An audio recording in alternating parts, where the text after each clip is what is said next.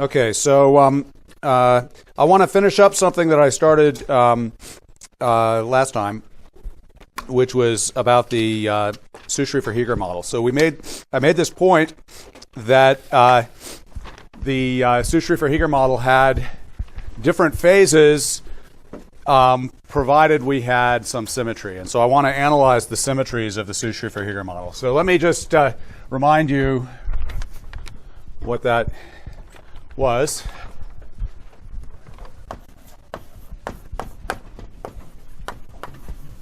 And so I had some block Hamiltonian, which was a 2x2 matrix, which, and let me just write down what that was.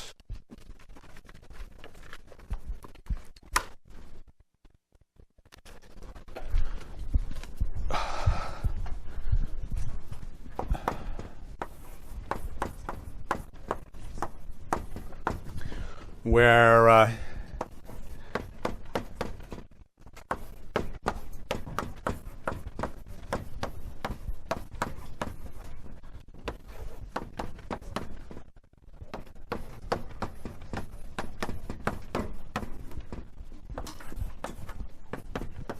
okay, and remember this was this model where we have the A and the B sublattice, and we have T1 and T2 are on the neighboring bonds. And so so what I want to do is to analyze the symmetries.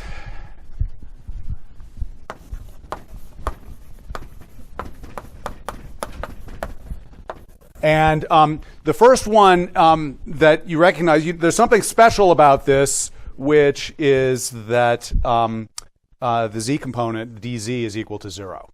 Okay, and that we often refer to. It's not a symmetry in the conventional sense, but we call it chiral symmetry.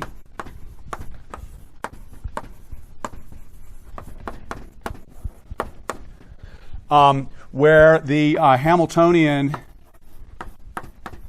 anti-commutes with some operator. In this case, it's sigma z, meaning that h sigma z is equal to minus sigma z h. Okay, and so that's clearly true here because the Pauli matrices anti-commute with each other, and so this actually, if we're talking about polyacetylene, this is actually not a true statement about polyacetylene. It's certainly true about this model. But the reason that you have it is because there aren't any terms in the Hamiltonian that just keep you on the same sublattice. Okay? If they kept you on the same sublattice, then they might involve sigma z, in which case they wouldn't anti-commute with sigma z. And so it's a property of a bipartite lattice that has two sublattices where you only have hopping that goes from A to B. Okay, and so if this is for a bipartite lattice with A to B hopping only, then what this symmetry is a reflection of the fact is that I can take the creation operators on the A sublattice and keep them the same, but change the sign of the creation operators on the B sublattice. And since the Hamiltonian only involves terms that are CA, dagger, CB, then that takes the Hamiltonian to minus itself. And clearly this is just changing the phase. Okay, and so now of course this will be violated if you have second neighbor hopping, for instance. And of course, in real polyacetylene, that's not equal to 0. Okay, so it's kind of a fake symmetry for polyacetylene, but nonetheless, it is it's useful to think about it because there are some problems where this chiral symmetry turns into an intrinsic symmetry, not polyacetylene, but other problems, and also there's some conceptual value to understanding the consequences of this chiral symmetry. Okay, so one consequence that you can immediately see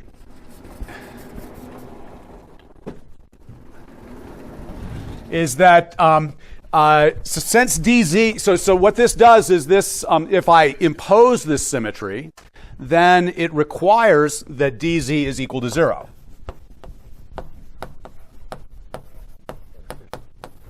Pardon? Yeah, which means that if I think of this d vector, it's confined to the xy plane, and which means that the winding number of d going around the origin. Remember, the origin is where the Hamiltonian is equal to 0, so there's no gap. So the winding number going around the origin is well defined, and so we know that band structures are characterized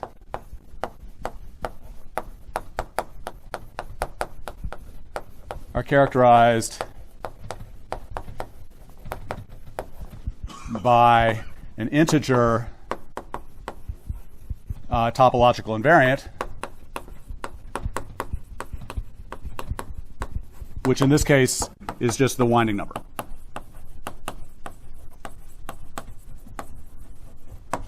Okay. Now, of course, in the Su-Schrieffer-Heeger model, we only have access to 2 of those winding numbers. Okay. Remember the pictures that I drew for you last time. Either we had the winding number of 0 or we had the winding number of 1. Which band?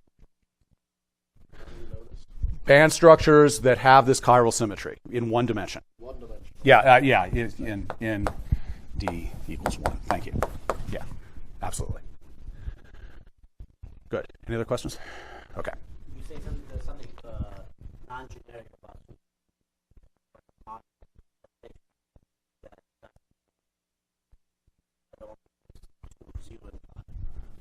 well, so this model only has 2 bands, and it's just doesn't have enough structure in order to get the higher topological invariance. If you imagine that you had several chains.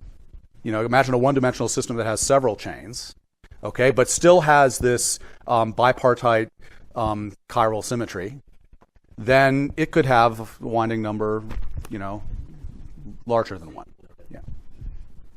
Okay. And those would be distinct topological phases, and that has a consequence that I'm going to get to. Okay. So, okay. So an important consequence of this chiral symmetry, though, which is one of the reasons why it's of very high conceptual value, is that it gives you an important constraint on the spectrum. Okay, so it leads to a particle hole symmetric spectrum.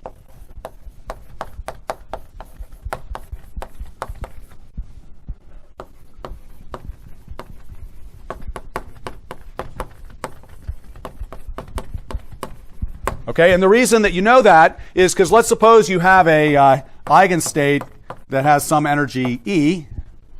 Okay, what I can do is I can apply this chiral operator sigma z to that eigenstate, and I claim this is going to be an eigenstate with energy minus E. And so the way we can do that is we can ask what the energy is by applying the Hamiltonian to it. And since sigma z anti-commutes, that's equal to minus sigma z on H. Okay, but this is just then going to be, since this is just E, so this is going to be minus E sigma z psi E. Okay, and so that shows that for every eigenstate with energy E, there is a partner eigenstate that has energy minus E. So if I look at the spectrum, it has a symmetry about E equals 0. So E equals 0 is actually a special energy when you have this chiral symmetry. Now, of course, in real polyacetylene, there's no real 0 of energy. Okay, but if you have this chiral symmetry, then there is. Okay, so.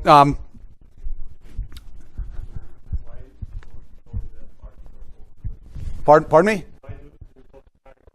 Well, okay, so there are 2 different symmetries that give you a symmetry under E goes to minus E. Okay, this is one of them, and there's another one which applies to the Bogolubov-Dejean representation of in a superconductor. Okay, and those 2 symmetries are different. Okay, and so we have to have 2 different names for them. And I think so I think usually people refer to the Bogoliubov-de Gennes symmetry as the particle hole symmetry.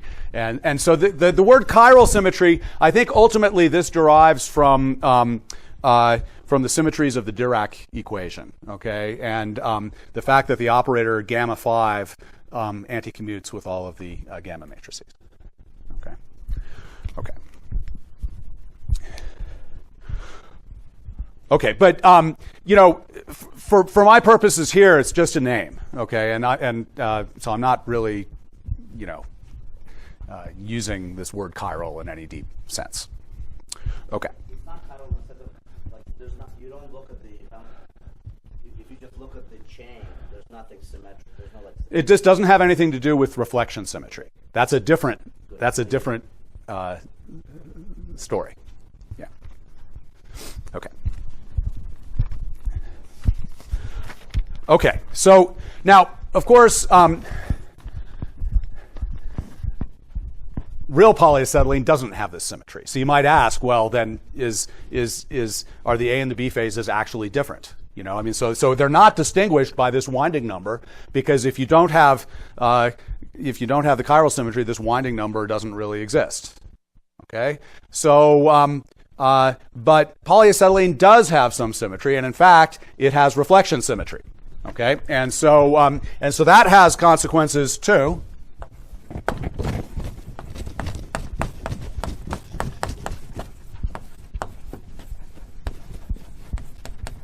Okay, because so if I have my chain looks like this, then you know, even if I have some dimerization, this is symmetric about reflection about a plane that bisects a bond. Okay, so this is a mirror, a reflection line. Okay, and so this if we impose this symmetry, then this introduces a constraint on the Bloch Hamiltonian. Basically, what it says is that if I do a reflection which sort of takes k to minus k, then it has to interchange the A and the B sublattices. And so the constraint that it gives you is that h of minus k is going to be sigma x h of k sigma x. Okay, and so this introduces some constraint. Okay, and so now this doesn't require that dz is equal to 0. So dz doesn't have to be equal to 0. Okay, and we know it shouldn't have to be equal to 0 because I could imagine having, you know, some second neighbor hopping maybe. Okay, but what it does require is it requires so if you just think about the different components of this, the x component has to be symmetric, but the y and z components have to be antisymmetric. Okay, and so now you can think about you know, trajectories, loops. Now it's in 3 dimensions, because dz maybe can be non-zero, where you go around, but subject to this constraint that k and minus k have to be related to each other. Okay, and so I'm going to tell you that there are 2 kinds. Okay, so there is in fact a z2 invariant, and rather than try to explain it to you by understanding these symmetries, which actually this is something you can do. I mean, it's an exercise you could imagine doing, is understanding why it is these symmetries give you 2 classes of possible loops. But let me tell you why it's obvious. Okay, the reason it's obvious is to think about the polarization. Okay, so what we know, if we have reflection symmetry, that means if we look at it in the mirror, it has to look the same. So what happens to the polarization when we look at it in the mirror? It goes to minus itself. Okay, so P has to be equal to minus P. So what does that tell us about P? Has to be 0. So there's only one class. remember, P is only defined modulo E. Okay? So there are two possibilities. You could either have P equals 0. 0 is obviously equal to minus 0 mod E. Or you could have P equals E over 2. Because minus E over 2 is equal to plus E over 2 mod E. Okay? And so these are the two, and clearly, if you have one or the other of these, you can't get, these are topologically distinct. Okay? And so in fact, real polyacetylene does have two topological classes. Okay? And that actually has interesting consequences. Okay. So speaking of consequences, you could say, well, we have these topological classes, so what? Okay. So there's a very important fundamental consequence of having these different topological classes, and that's what happens when you have the boundary where two different topological classes meet. Okay. And so these are domain walls.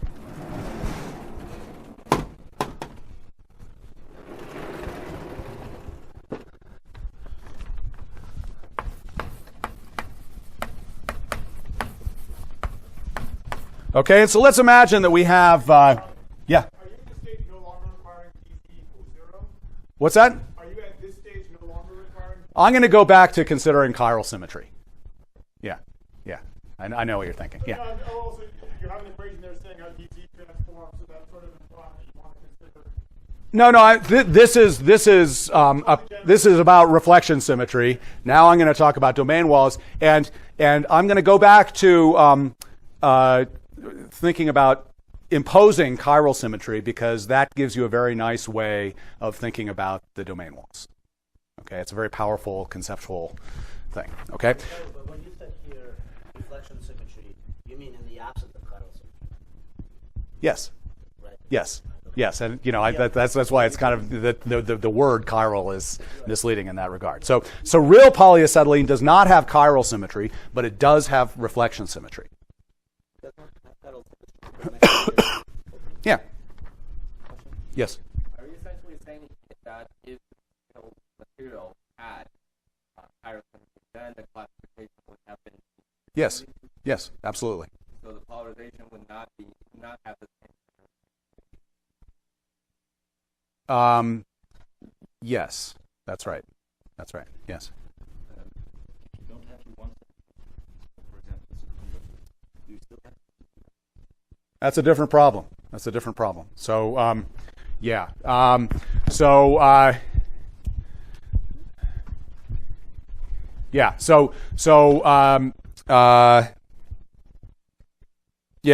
hold off on the discussion of that problem to when we think about the symmetries of Bogolubov-Dejean type Hamiltonian. So that so it's a well-defined question. Given a set of symmetries, what are the possible topological classes you have? And that has a very nice, well-defined, beautiful answer. Let's confine ourselves now to the ones where we don't have the superconductivity. Okay, so let's imagine we have a domain wall where the A phase meets the B phase. So here's the A phase, and then here's the B phase. Okay, and so clearly, if I'm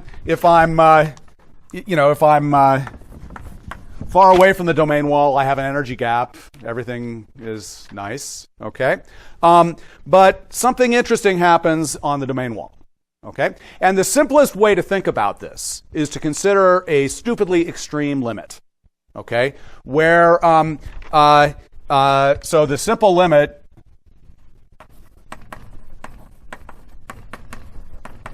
is the one where the big bonds are, say, equal to T, but the weak bonds are equal to 0. Okay, so let's just imagine that we go to the point where all of these weaker bonds are set equal to 0. Okay, then that's a very simple problem because you just have a whole bunch of dimers that aren't talking to each other. So if I look at the spectrum of that, then what it's going to be, if I look at the energy, then there's going to be, each of these states is going to split into sort of like a bonding and anti-bonding state. The two states are going to split into two, and they're going to have energy plus and minus T. So there's going to be a state at T and a state at minus T, and there's going to be a whole bunch of those states, for all of the all of the dimers away from the middle. Okay, but notice there's this one site that is sort of left alone. Okay, and since it's not coupled to anything in this limit, it's going to be at 0. Okay, and so this is a 0 mode.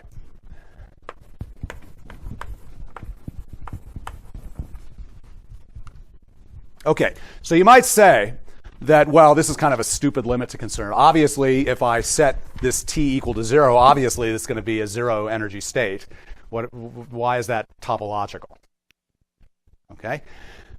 But now I want to take this chiral symmetry seriously, okay? Because what does the chiral symmetry say? It says that even when I turn up the weak bond, even when I turn up this T, every state that at energy E has to have a partner at energy minus E. Okay, that's certainly true about this.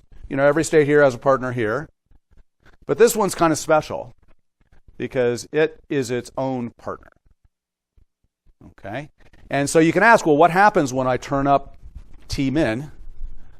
Well, it can't move away, right? Because if it tried to move away, then its partner would have to appear out of nowhere. Okay, and that is against the rules.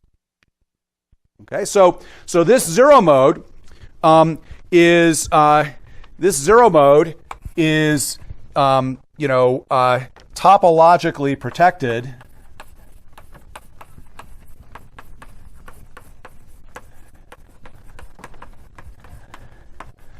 And so I can turn up the weak bond, and what will that do? That'll make the gap get smaller.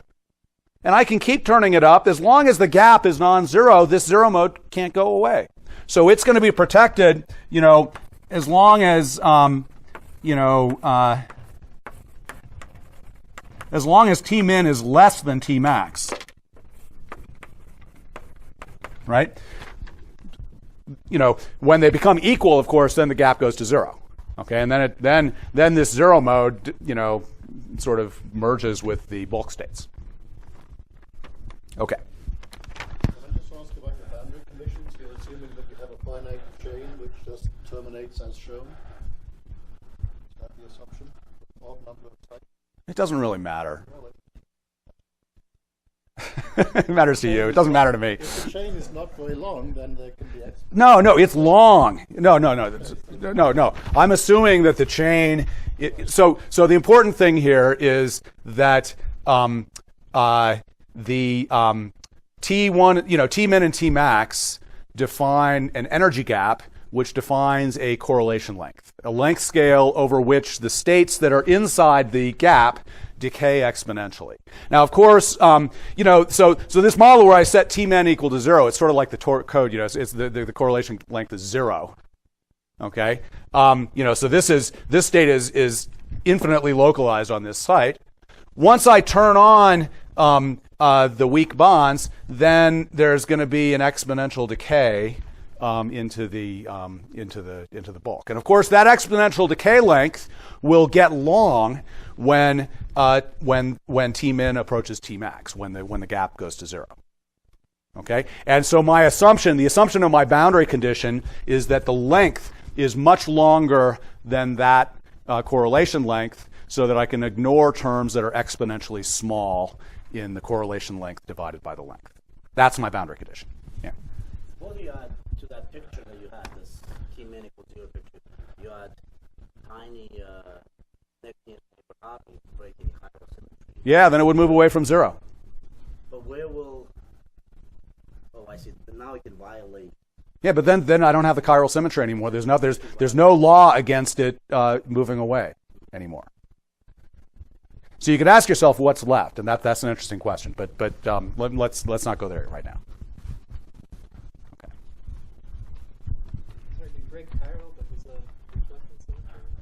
Yeah. Then there is. Well, okay. I'll tell you what's left. Okay. So what's left is that on one side I have a polarization 0. On the other side I have a polarization E/2. So you know the bound charge density is the divergence of the polarization. So that means there's going to be a bound charge of E/2 bound to this domain wall. Okay, and that's sharp. So the domain wall, even when provided you have reflection symmetry, which quantizes the polarization, then the domain wall has a sharp fractional charge. Now, of course, this is for spinless polyacetylene. In real polyacetylene, of course, you have up and down spins, so everything is doubled. But even there, it's you get something, because on the domain wall, what you basically have is you can have a spin without a charge. You can have a spin 1/2 with charge 0, or you can have a charge E with spin 0.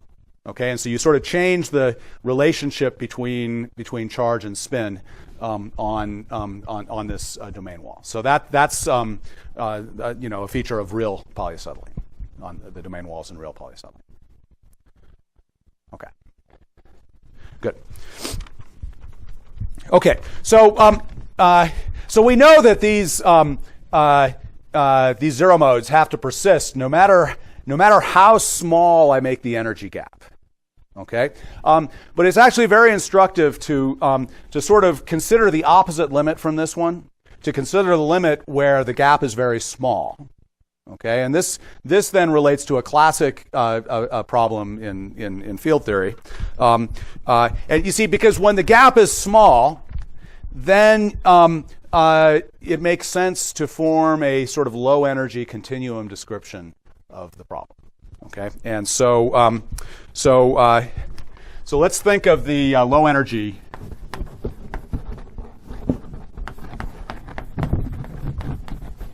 theory for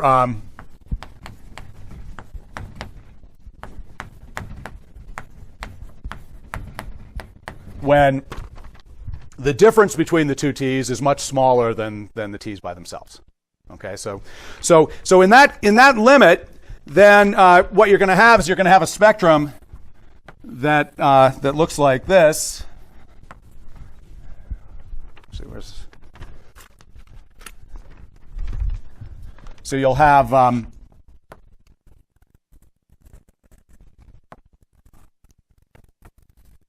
okay. So you'll have you'll have a small gap. A small gap at pi over a. So this is the energy as a function of k. And so what it makes sense to do, all the action is sort of around this point here. Okay, and so what it makes sense to do is to do an expansion for k equals pi over a plus q, where now I want to imagine that q is small. Then I can expand my Hamiltonian, and so dx when k is equal to pi over a is going to be equal to t1 minus t2 plus some higher order term.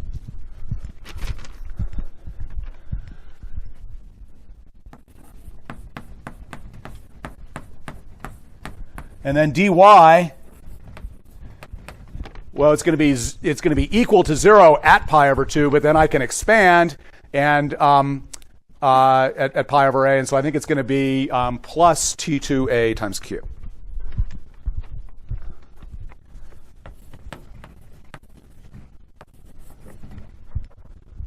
Okay. So now we can put this into our Hamiltonian d dot sigma, and so what we get then is we get the Hamiltonian, which is equal to, so I'm going to write it as VFQ times sigma y plus m times sigma x, okay, where so the sigma y term is coming from dy, so Vf is equal to T2 times A, and m is equal to T1 minus T2. Okay, and so this, of course, has a spectrum which is sort of like the spectrum of the of a relativistic particle. So this has a spectrum E plus minus of Q is going to be plus or minus square root of Vf squared Q squared plus m squared. Okay, so that says that when T1 minus T2 is non-zero, you open up a little energy gap, and that's exactly what you have here. Okay, now the virtue of this representation, though, is that now when we write it like this, we can allow ourselves to imagine that this mass term is varying in space. Okay, so what I want to consider is I want to consider a domain wall.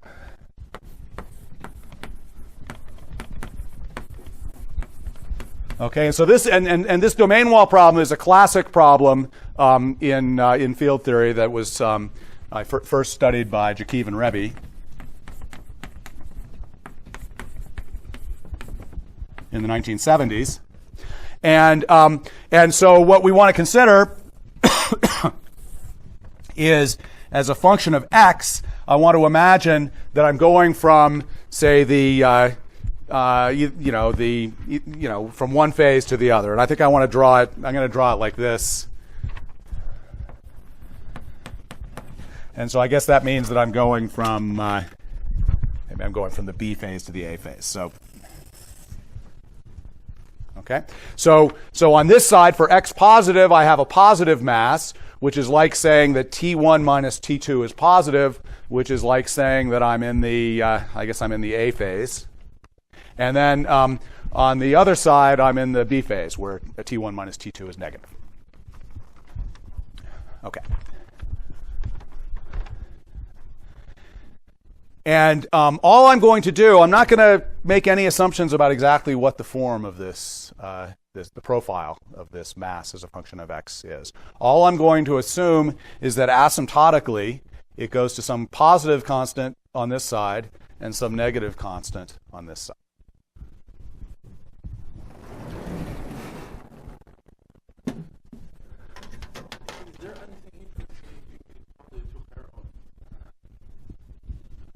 No. At least not that it immediately comes to mind. Okay. So here's what we'll do.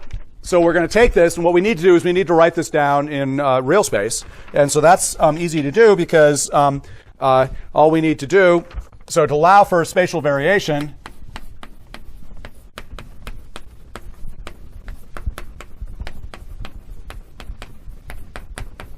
we'll just take Q to minus I d by dx. Okay, and so now we have an equation, the Schrodinger equation,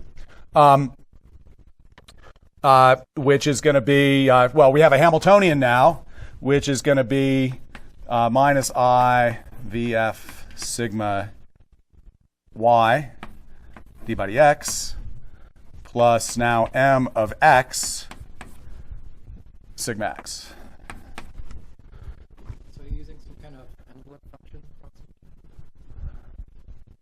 Well, that's essentially what doing this continuum limit is doing. Yes, absolutely. That's right. So this is the same. So, in solid state physics, people call this the K dot P approximation.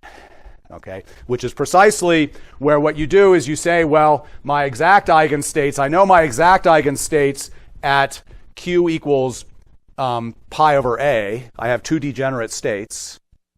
And then I can write a general state as some linear combination of those two, and then I want to write down the equation for that linear combination. Okay, and that's essentially what this does. Now, so one could do that, but in practice, what you end up doing is just taking the momentum, expanding the momentum space theory and replacing Q by d by dx. I mean, this is a shorter way to the same theory. But you're right. So you can ask yourself, what's the meaning of this wave function? It's a two-component wave function now. And so what it is it's an envelope that modulates the two degenerate states at pi over a. Okay? So I have two states. So I have if I want to think of a wave function, which is some envelope function times the first one plus another envelope function times the second one. Those two envelope functions are the two components of this continuum wave function. Good. Any other questions? Okay. All right. So what we want to do is so I don't want to try to solve this exactly. But what I want to show to you is that there is indeed a zero mode. Okay, and so to do that, all I need to do is solve the time-independent Schrodinger equation h psi equals 0, and see if I can find a solution to that. Okay, and so for zero mode, okay, that's going to satisfy.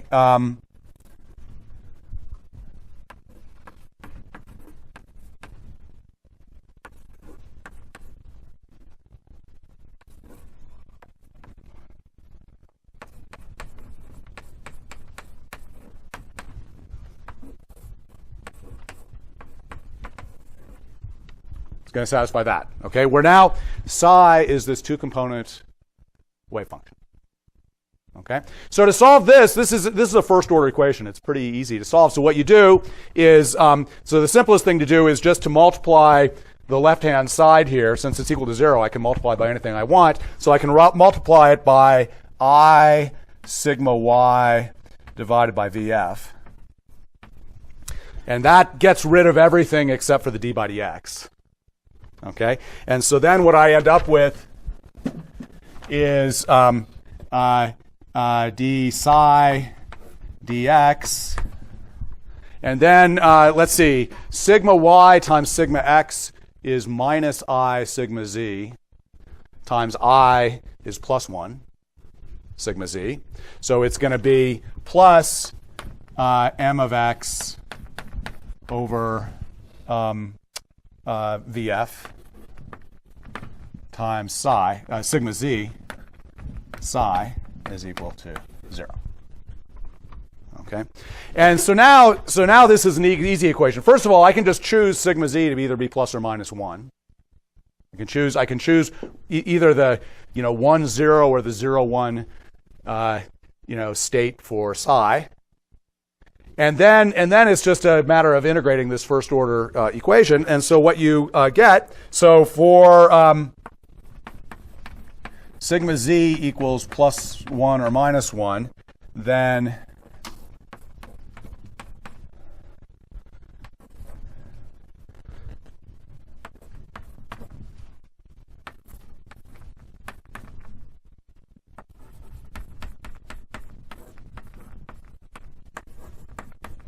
so you just integrate. So you know what you do. You put the dx over here and the psi over here, and then you integrate, and then you get this in the exponent.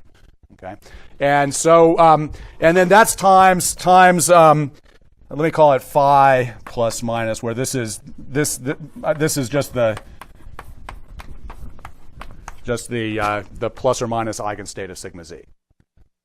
Okay, so so the interesting thing is that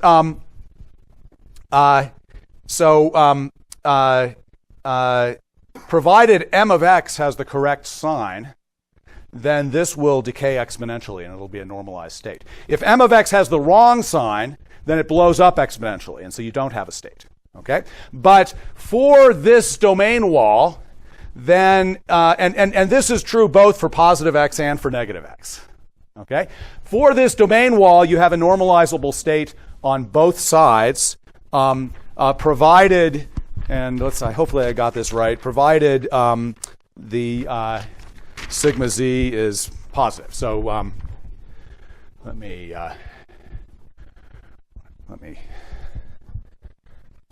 just do it like this. So if I have a kink like this, a plus kink, then the normalizable state I have is just psi plus, which is again, e to the minus integral, m over v times 1, 0. And if I have the other kink, then I have the other state is localized. And now it's going to be plus in order for it to be normalized. Like that. Okay, and so these are the two, and so notice something very nice happened here, which is I didn't have to specify what m of x was exactly. Okay, so this zero mode is again topological in the sense that it's insensitive to the details of exactly what m of x is. The only thing that matters is the asymptotic behavior as x goes to plus and minus infinity, which tells me whether or not, what kind of kink I have. Okay. Okay, so that's so let me put this up here so people can see.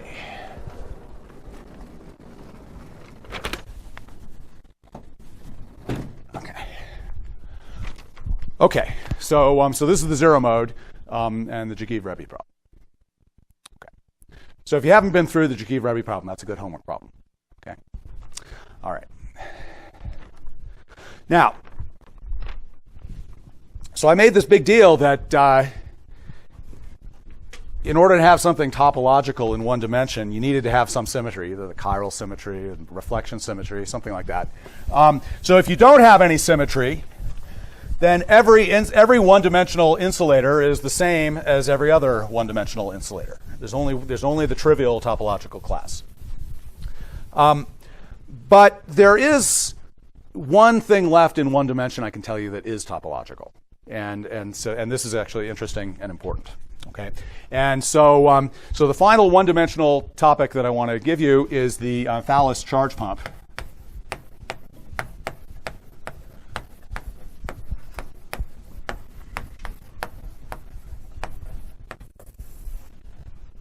Okay, and so the idea now, what I want to imagine is that rather than having just a static one-dimensional system, I want to have a one-dimensional system that I can vary in time. And in particular, I want to imagine varying it periodically in time. Okay, and I want to vary it slowly so that I stay in the ground state the whole time. So, so I want to consider an adiabatic cycle for a 1D insulator. Okay, and so this I can think of as it's a band structure. I have a h of k, but now the h of k also depends on t. And if it's periodic, then it depends on t in such a way that if I add capital T to it,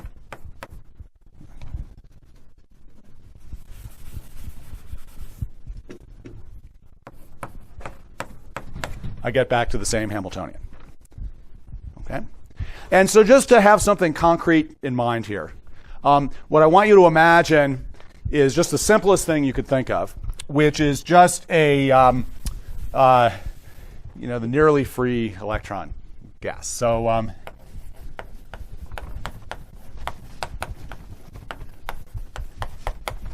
you have, so if you have your electron gas like this, if I put on a periodic potential, then I open up an energy gap like this, and then maybe I should fold back the zones, fold back the bands into the Brillouin zone. Okay, and so in particular, what opens this gap is a periodic potential, which is a potential at a momentum which is a reciprocal lattice vector that has the period of the lattice.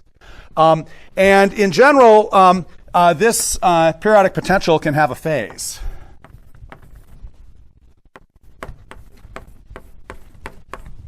Okay, and so what it's like, and so what I want to imagine now is that I'm going through a cycle where I am advancing that phase by 2 pi in every cycle.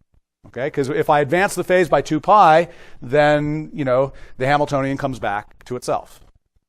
Okay. What exactly has a phase? That gap is a real number. No. The term that I have in my Hamiltonian is VG CK plus G dagger CK plus Hermitian conjugate.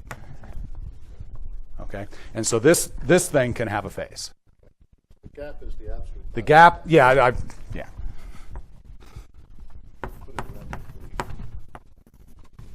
the So that's a displacement. Yeah, exactly. So this is very so I'll draw a picture just in a second, but let me just write down that what I want to imagine now is a cycle where phi of t like that. Okay.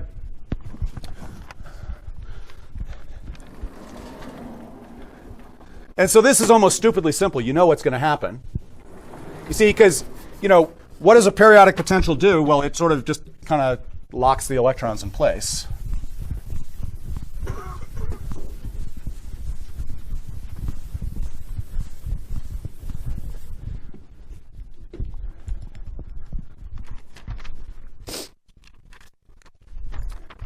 So at t equals 0, say if Vg is equal to 0, then it's like I have a cosine, gx potential.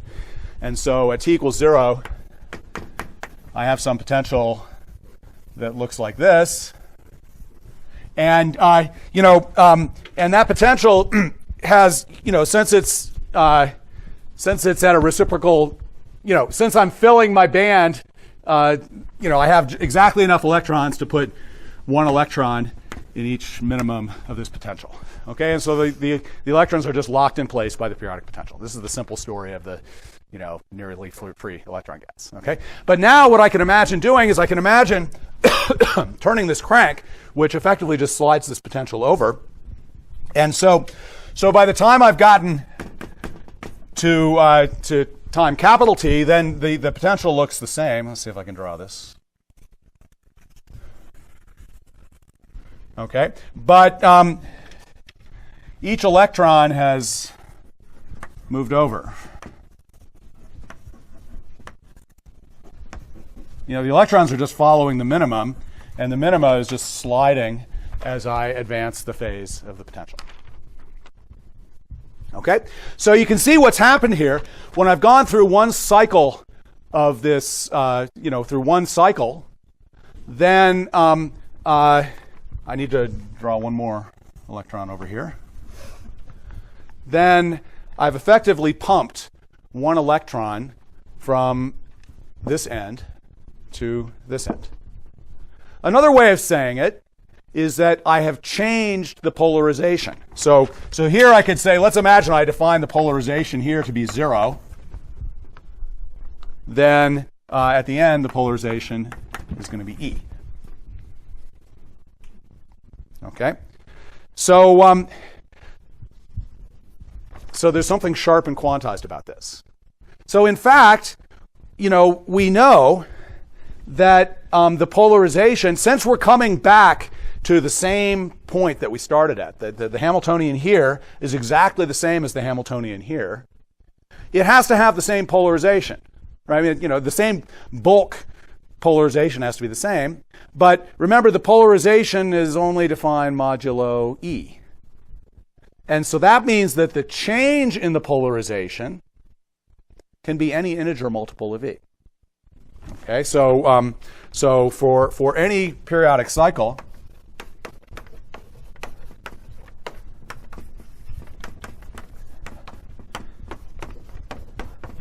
provided I'm in one dimension and I keep the gap the whole time, then we know that the change in the polarization has to be some integer multiple of the electron. And I've just given you an example here where that integer is not equal to 0.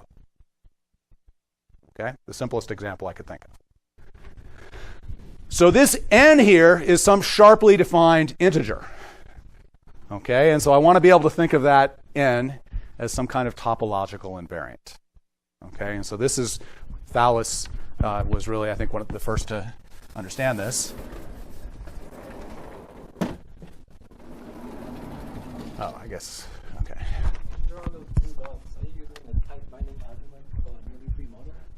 Yeah, sort of. It's just a cartoon. I mean, if you imagine, certainly that's true. When the gap is very small, of course, I can't draw the dots. And if I turn the gap up really big, then I can draw the dots.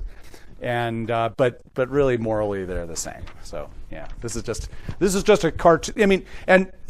This is just a cartoon to convince you that it is possible to have a cycle where delta P is a non-zero multiple of E.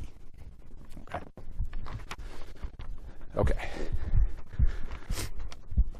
So let's suppose we had some general cycle and we wanted to try to calculate what's the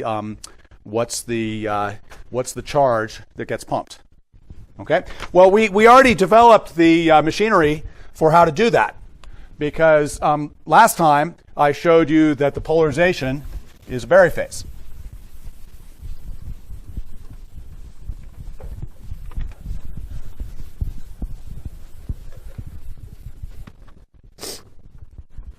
Okay, so in particular, so I want to think of this two-dimensional space, which is T and K.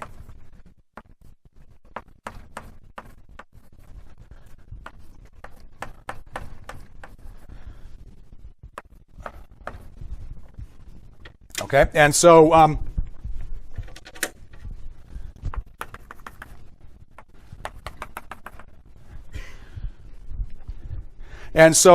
what I showed you to do last time was what we need to do is we need to calculate the change in the Berry phase is well defined, and it's given by the Berry phase along this loop, minus the Berry phase along this loop. Okay, so or in equations,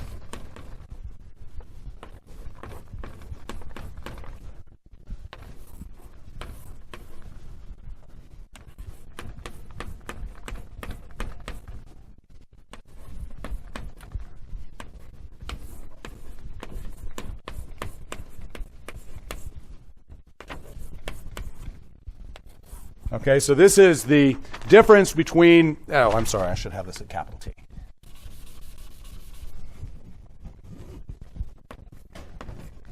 This is the difference between the polarization at the end of the cycle and the polarization at the beginning of the cycle.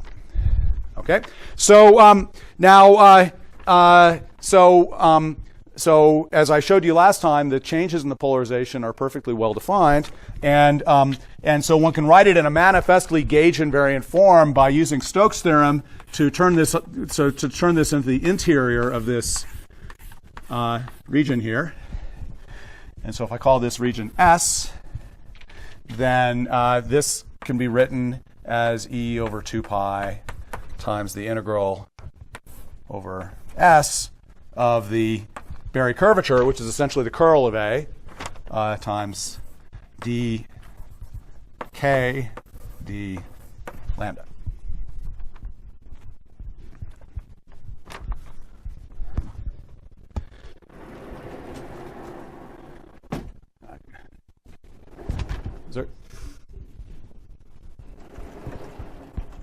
Oh, dt, yeah. Sorry. Thank you. Okay. Okay.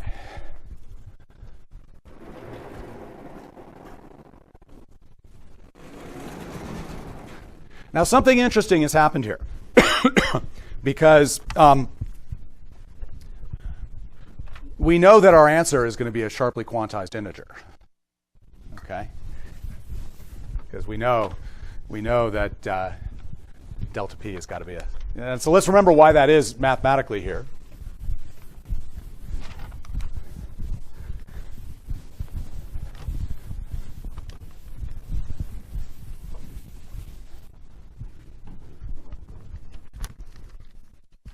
So what we know is we know that the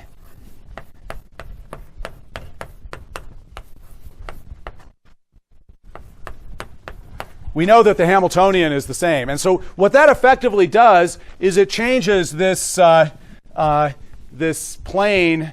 So here it's a K is a circle. The Brillouin zone is a circle. And so this makes it look like the surface of a cylinder with ends at capital T and 0. But really, T and 0 are the same Hamiltonian. So really, K and T is like a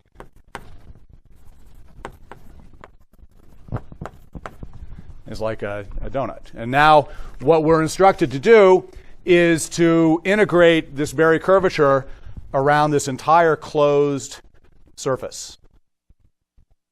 Okay, and what we're seeing is that it has to be a integer. Okay, and so let's just remind ourselves why that is, and try to see this mathematical. So we know that this is the case, and so what that means is that the eigenstates,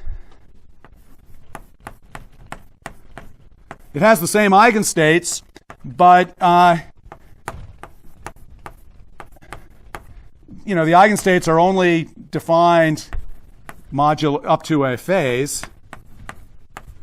So in general, the if I continue my states from t equals 0 to t equals capital T, there might be some phase in the wave function. Okay, and so the question is whether this is a phase you can get rid of or not. Okay, so the point is that this integral that we evaluated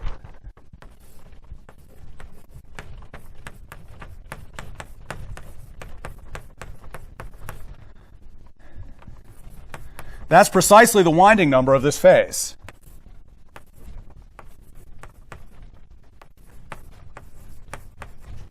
Okay, and that in general can be 2 pi times an integer. Okay, and if that integer is non-zero, then you're stuck with having so basically when this integer is non-zero, and again this integer is the Chern number.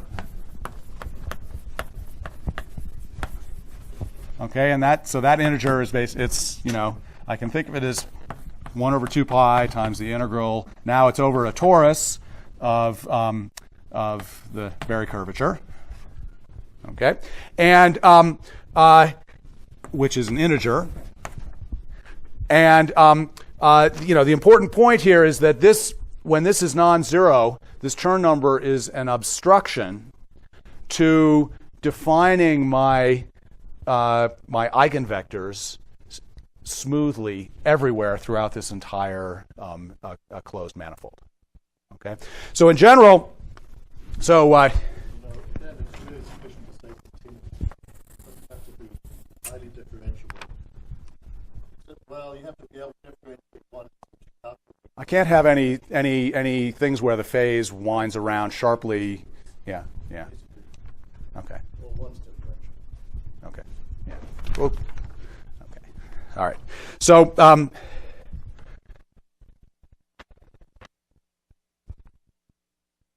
right. So again, so this is so this is actually, this Chern number is kind of more general than this particular example. Okay, and this is something that will show up over and over again. And so in general, whenever you have any 2-parameter family, so now we have a 2-parameter family of Hamiltonians. Here it's K and T, which are defined on some closed surface. Okay, and in general, this Chern number, this Berry curvature is defined, and integrating that all the way around this closed manifold is guaranteed to give an integer, and that integer. So let me just say it's an obstruction to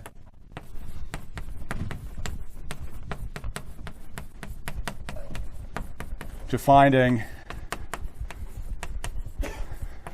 I'll put smooth in quotations because I just don't want to be too specific about exactly what I mean by that. Smooth and continuous are different things. Okay. So you'd be happier with continuous, Nick? Okay. I'll.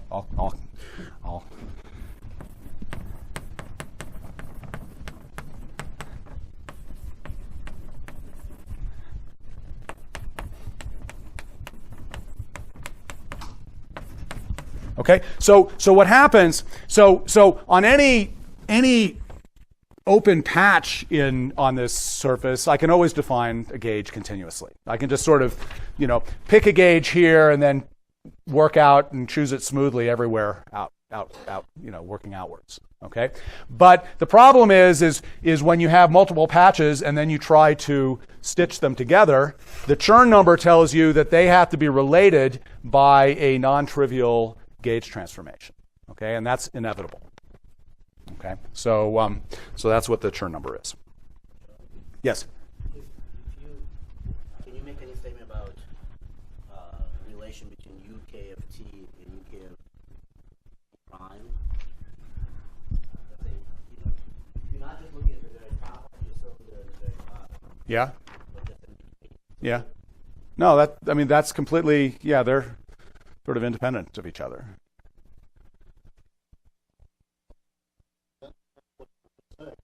Looking at medium, you can change T a bit, you can make it very continuous.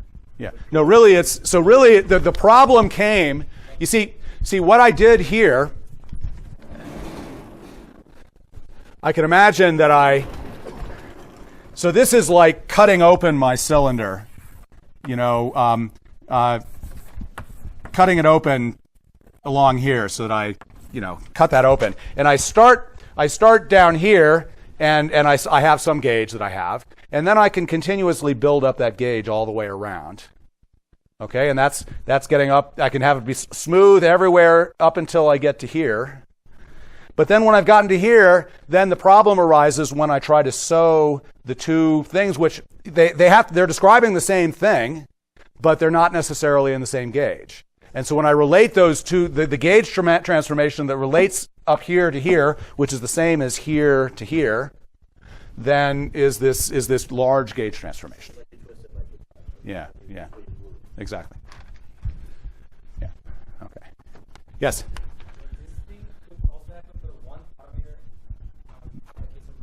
No. No, for one parameter, I can just always choose a continuous gauge. There's no.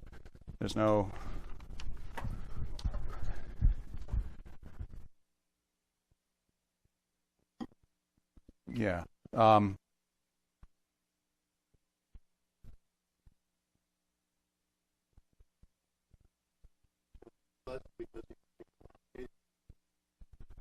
mean, in one dimension, there's nothing to be large. No, I mean, in one dimension, there is no large gauge transformation. I mean, well, no. But what I'm saying is that yeah, okay. So you can make a large gauge transformation. What I'm saying is that there's no the transformation that relates the wave function here to the wave function here that's just a U1 that's not a that's a transformation which could be yeah. So basically, in one dimension there's no issue with choosing a continuous gauge. Yeah. This has to do with the homotopy groups, right? Which is why you have two-dimensional U1. You have this sort of winding. That's right. So another way of saying it is precisely when I had the this actually I'm going to get to. When I had this two-band model, notice I had this I have this circle, and which maps to S2, and all circles on the surface of a sphere are equivalent to all other circles. Okay, and so what I want to talk about next, I think this is what I want to do next. Yeah, so I want to apply this reasoning in this two-level model, and that'll give us a more understanding of how this Chern number is topological. So I want to do two-level system.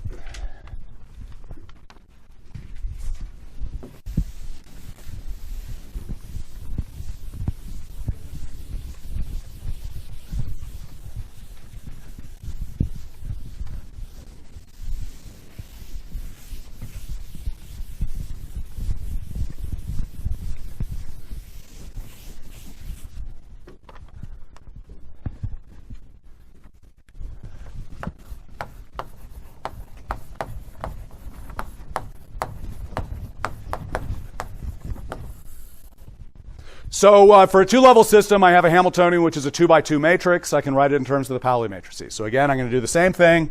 So let me write it. So I have H of K and T. Let's imagine we're still describing some pump. And I can write it as in terms of, I have some trivial D0, which I'm not going to worry too much about. And then I have the vector dotted into Pauli matrix. Okay, and so let's think about what this is. So I take my my space, K, T, and so provided I keep D non-zero and I keep myself so that I'm in the gap, this D0 doesn't have any effect on anything. It doesn't change the wave functions at all. And so so what I basically have is I have a mapping from this to the surface of a sphere. Okay, and so in particular, if I take some little element here,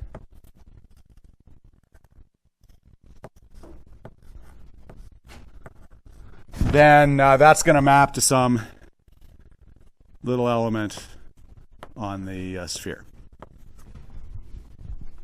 Okay, and so let's think about what we're doing when we compute the Chern number. We're basically integrating the Berry curvature over the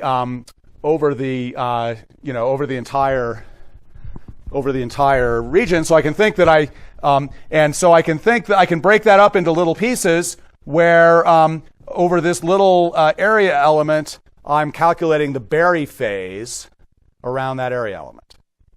Okay? And what we know is that the Berry phase, so that Berry phase is going to be f of k and t times dk dt. So that's going to be, using, Stokes' theorem, that's going to be the integral of A around this little square. So that's the Berry phase. And so what I explained to you, the magic of a two-level system, is that the Berry phase, when I go around some closed loop, it just picks up 1/2 the solid angle that I sweep out. Okay, and so then what we know is that Berry phase is basically going to be equal to 1/2 the solid angle. Swept in this little element here, and so what that's going to be is it's basically going to be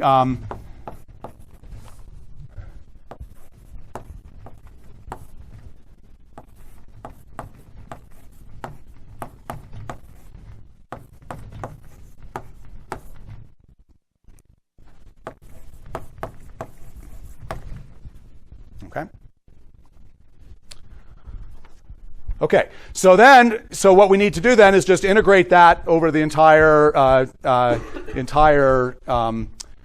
surface, divide by 2 pi. So then n, which is going to be 1 over 2 pi integral of f, is going to be equal to 1 over 4 pi. Now, integral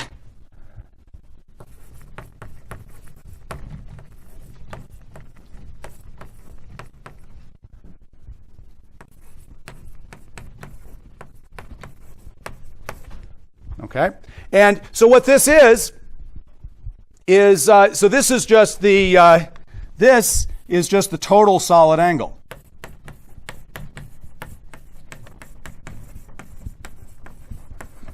Swept out in the entire zone, okay, and you know, in units of 2 pi and in units of 4 pi, and so so what this is it is simply equal to the wrapping number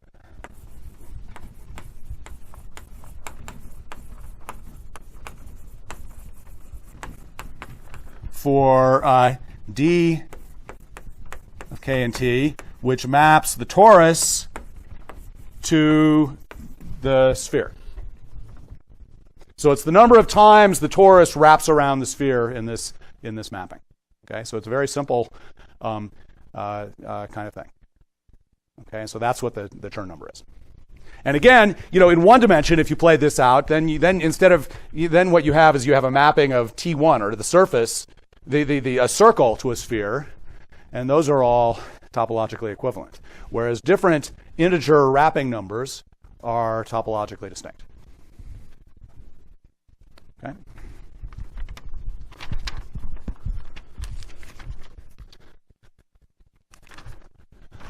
Okay.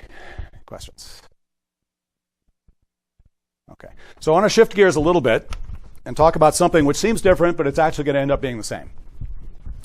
I want to talk about the integer quantum Hall effect. So Nick introduced it a little bit today. I'm going to have a little bit different point of view. I'm not going to talk about Landau levels. But I'm going to remind you something that Nick said this morning.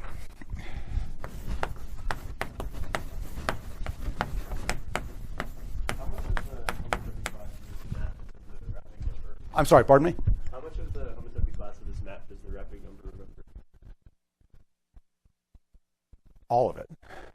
I mean, so provided there, I mean, so again, so provided there are no extra symmetries, then I think that this integer Chern number is the only topological invariant.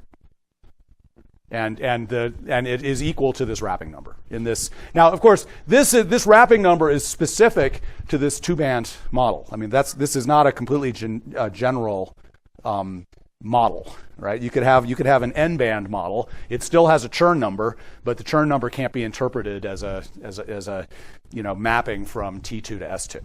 Right. So like T3 to S2. So yeah, well, T3 to S2, you have something, that's yeah, you do have something there. Yeah. Okay.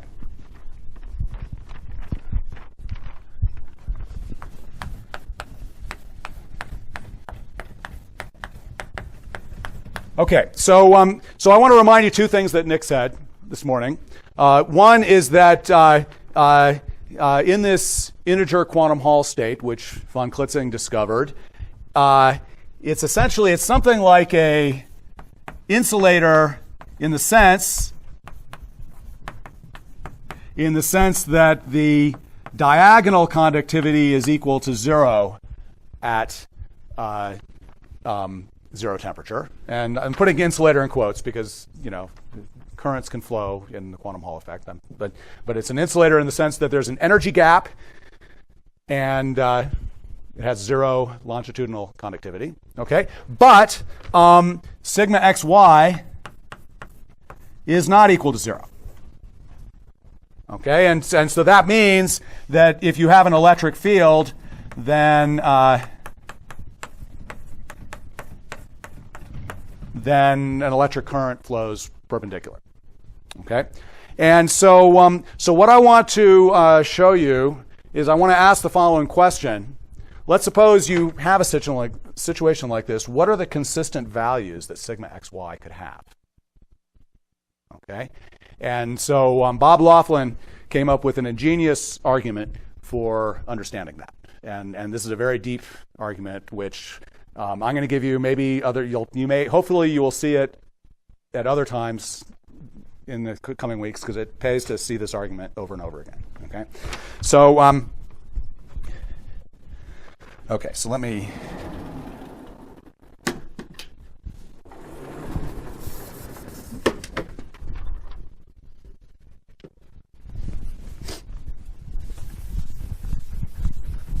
So Laughlin's idea was to imagine that you have a quantum Hall state either on a annulus, a disk with a hole in it, which is kind of the same as a cylinder. So let's think of it as a cylinder.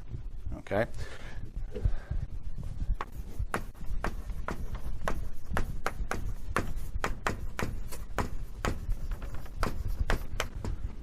Okay, so let me draw my cylinder.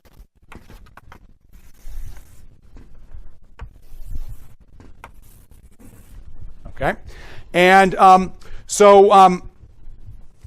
Laughlin came up with the following Gedanken experiment, which is to imagine threading magnetic flux through the cylinder.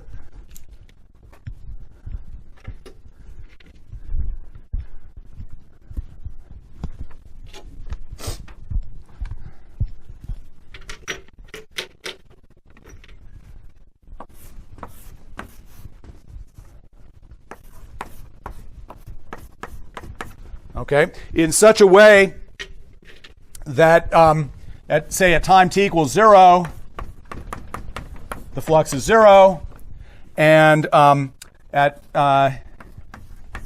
time t equals capital T, the flux is equal to a flux quantum, which is called phi naught, which is equal to h over e in the units that I like to use.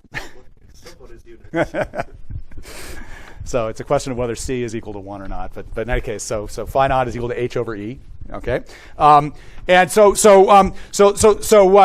are two parts to the argument. So the question is, when you thread the flux, this is going to end up looking just like a Thales charge bump. Okay, so that's where we're headed. But there are two pieces to the argument. The first piece of the argument is to note that when you do this threading one flux quantum, that is in a sense coming back to where you started. Okay, and so let me explain that to you.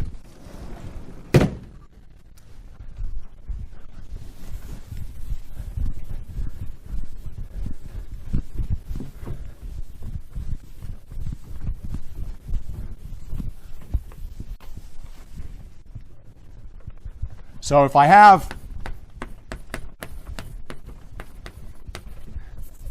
have a magnetic flux quantum threading the flux, it can be eliminated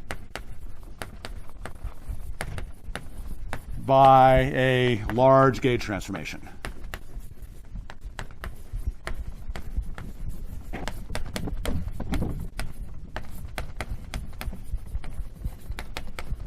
And where this is a gauge transformation in real space. Okay, so this is the old kind of gauge transformation where you're doing it in electromagnetism. Okay, so in particular, if you do if I imagine that I call the angle around here theta.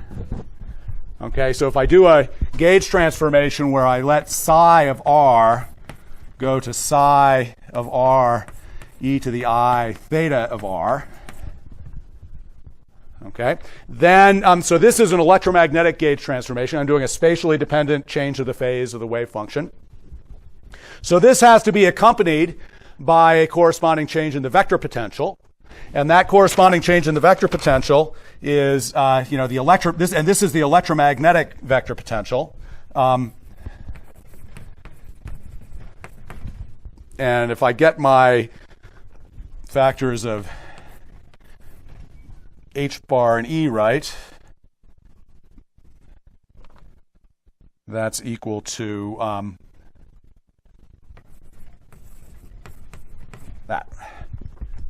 Okay. So, so what this means then is that the flux, which I can think of as the line integral of A,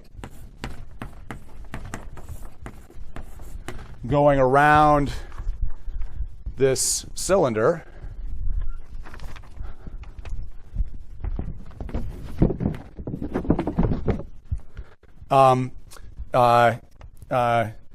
goes to flux plus 2 pi times the integral, basically the winding number of theta, which is 2 pi.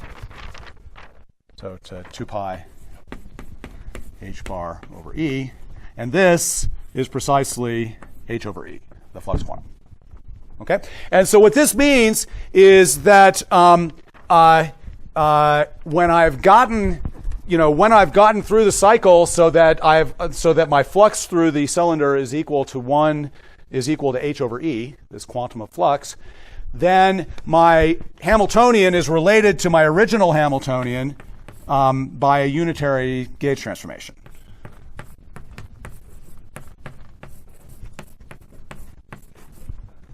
Okay, so there's a sense in which I've gotten back to the same place that I started. Okay. Okay, so now you can ask. So now it's a cycle, like a Thales charge pump. Okay, and we sort of understand that when we go through a cycle, the only things that can happen are that integer numbers of charges can be pumped from one end to the other.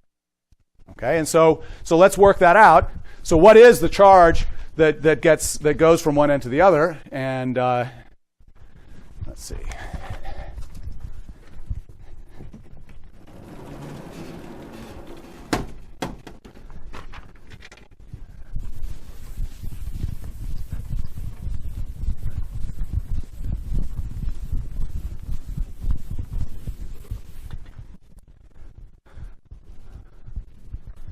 Okay, so what's basically going to happen as we're changing the magnetic flux, then Faraday's law, remember that? Faraday's law tells you that there's a EMF.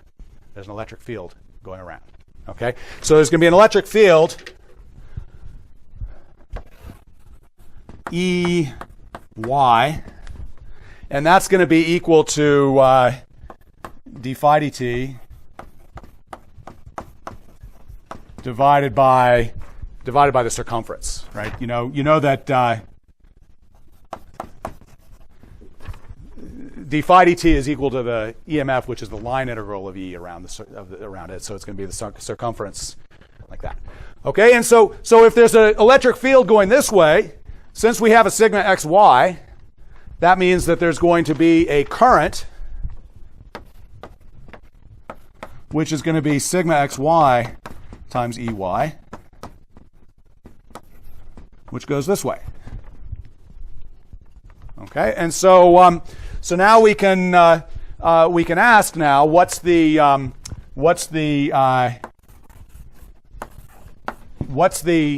well, actually, let me write it as delta P.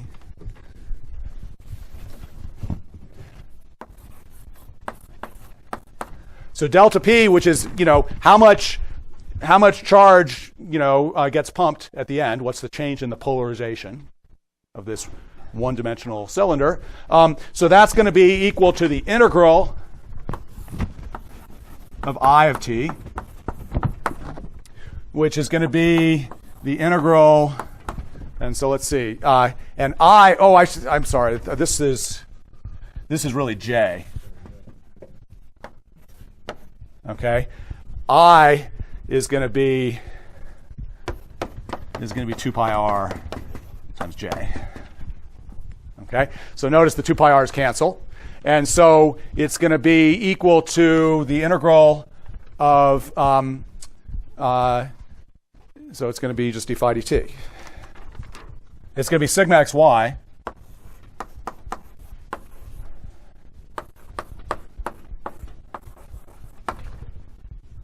Okay, and so we can integrate this up because so this is then just going to be equal to sigma xy times the amount that phi changes by, and that's just equal to h over E.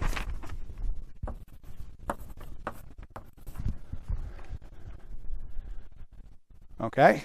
And so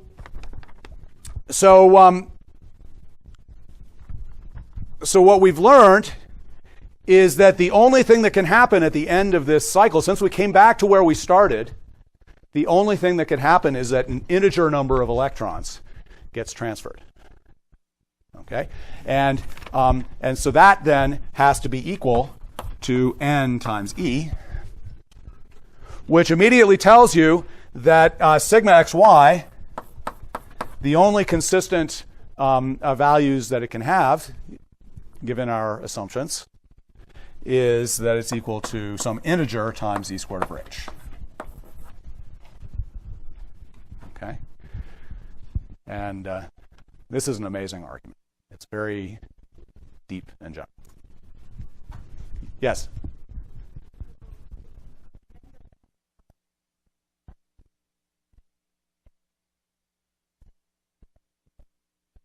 I'm sorry, I couldn't.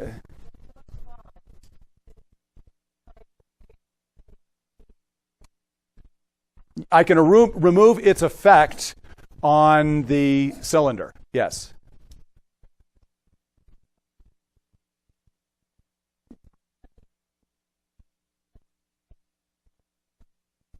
Well, so what you would so the conclusion is that when you put exactly a flux quantum through the cylinder, the spectrum of states that you have is going to be exactly the same as the spectrum without the states. All that happens is that which state is which sort of rearranges itself. Okay, so there's this classic problem that I assigned first year students in quantum mechanics, which is you just have a circle with electrons on it, so you know that it's going to have quantized states. Then you put a magnetic flux through it, and if you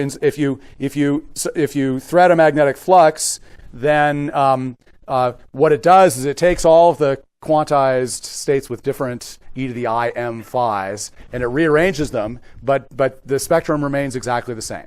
Okay? And in fact, rearranging those states is exactly the same as doing this gauge transformation where I multiply the state by e to the I phi. So that changes m by 1. Okay? So basically, from the point of view of the electrons they're not experiencing the magnetic field. Remember, they're not living where the magnetic field is not equal to 0. Okay? So in a sense, they're only experiencing kind of the topological part of the magnetic field, the flux. And there, a flux quantum is invisible. I mean, at intermediate stages, when it's some fractional or arbitrary amount of flux, you can't use that away. Absolutely. It's only the beginning and the end. Yeah, exactly. Yes. Can you confirm that this is truly idiomatic and that there's never a gap close? Well, I'm sort of declaring that. Yeah.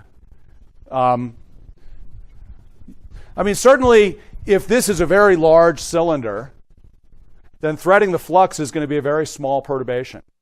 So, if I have a big gap, then in order to do something that makes the gap close, I have to do something drastic.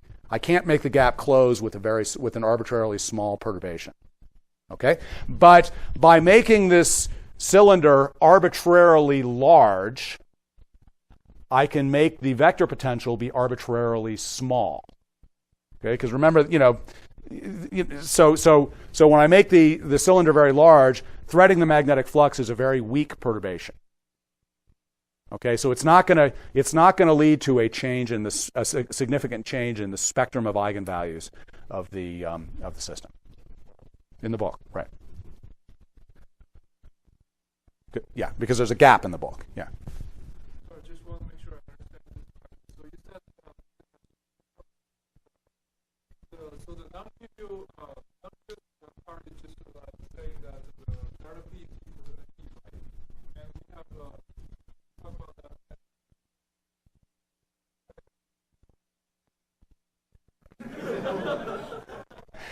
You should ask Bob that question. And then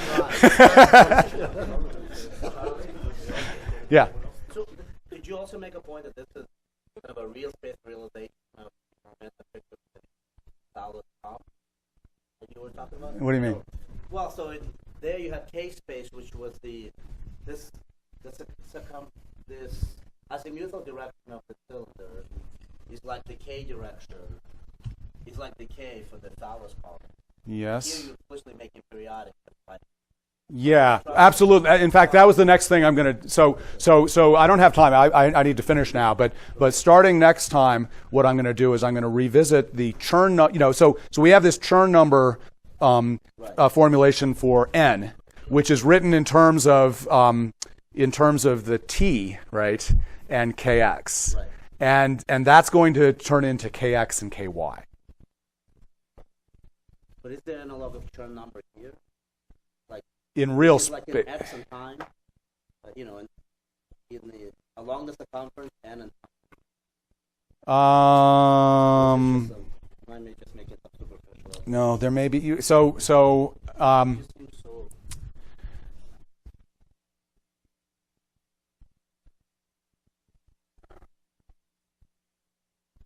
Let me think about that question. I think that there may be a non-trivial answer to your question, but I don't think I can give it to you right now. It cannot be written as a gradient. That's right. Yeah. And I think that it ultimately may relate to the fact that one can represent the integer quantum Hall effect as a Chern-Simons, the response function. I can write the action. If I integrate out the electrons when I have the integer quantum Hall effect, I get a Chern-Simons term for the electromagnetic vector potential. So I think it's related to that. Yeah. Okay, so I think maybe it's 3:30. So maybe it's time to. Is that the time I'm supposed to stop? Okay. Yeah. So all right, I'll stop.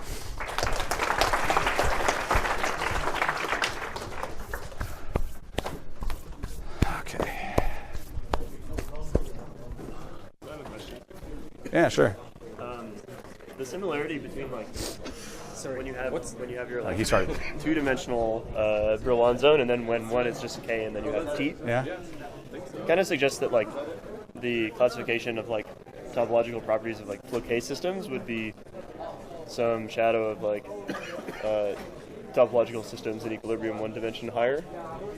Is that what Chern number band theory predicts? Yeah, though there you're not doing adiabatic, right?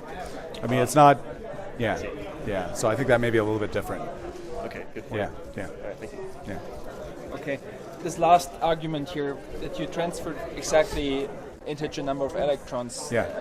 I don't understand because we know that the energy levels will be the same. Yeah. But the state, does it say something about the state in how much charge is in the system? Or The Hamiltonian is exactly the The same. Hamiltonian is the same, but So that means what does that- it say about the state?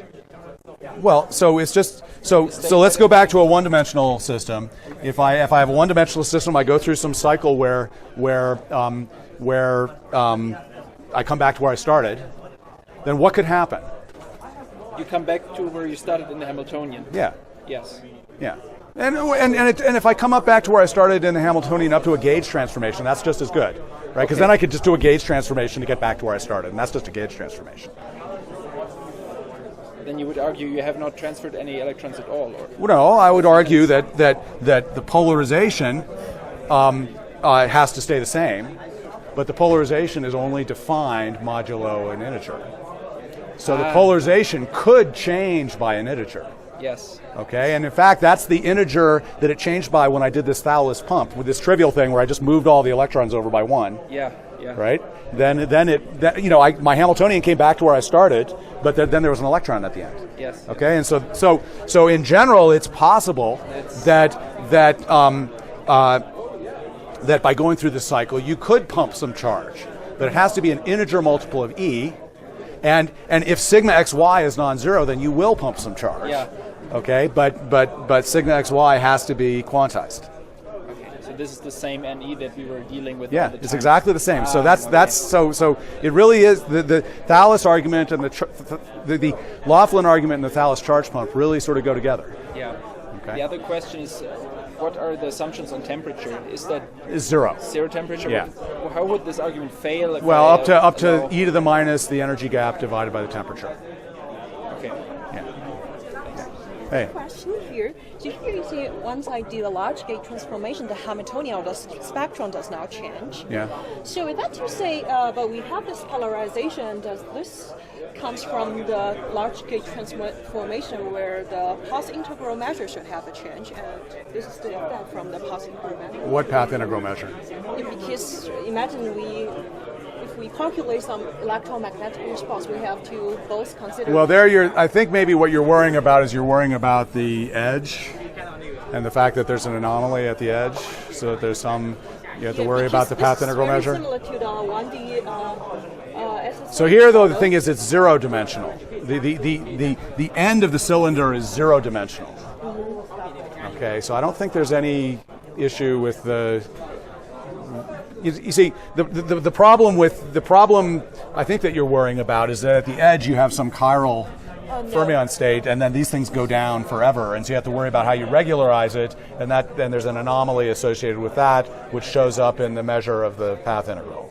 So is that what you're worrying? No. That's not what you're worrying about. Okay. So the thing is, if we go to the thin torus limit, then we can make an analogy to the 1D Hamiltonian you introduced. Yes. And once we have a polarization tensor as theta f mu, we can always change theta to arbitrary value by definitely we break the particle hole symmetry there, and we can change the mass to the chiral mass by gate transformations, and the theta will change. And this actually comes from the path integral measures, and this is how we generate the polarization theta.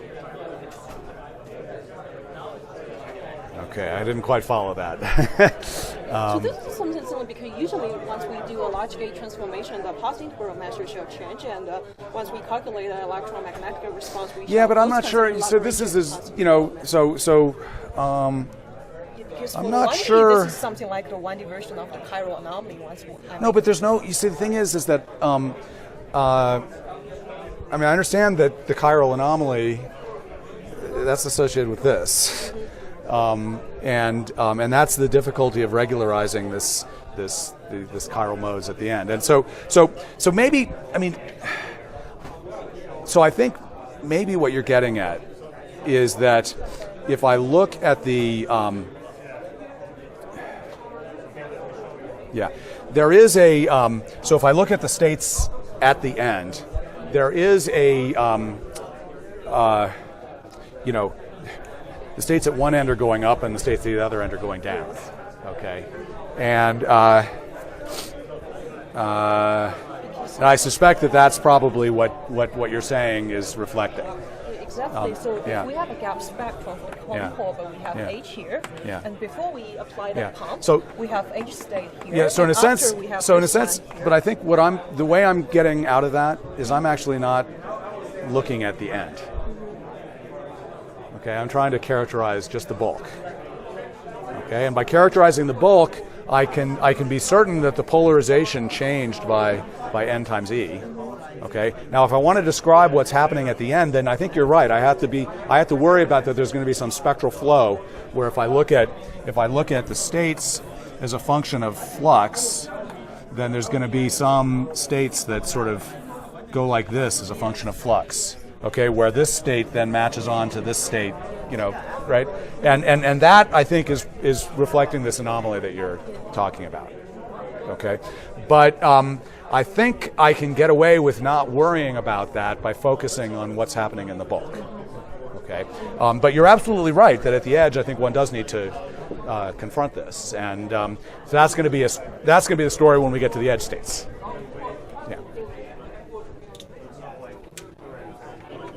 Hey. I'm a little confused how to map this to the Thales charge pump. In that case, I have two parameters. One is T and one is K. Here I have two parameters. One is the T, the flux. And what's the other? Is it Y or? It's K. So I have I can think of this cylinder as just being a one-dimensional system. Okay. So it has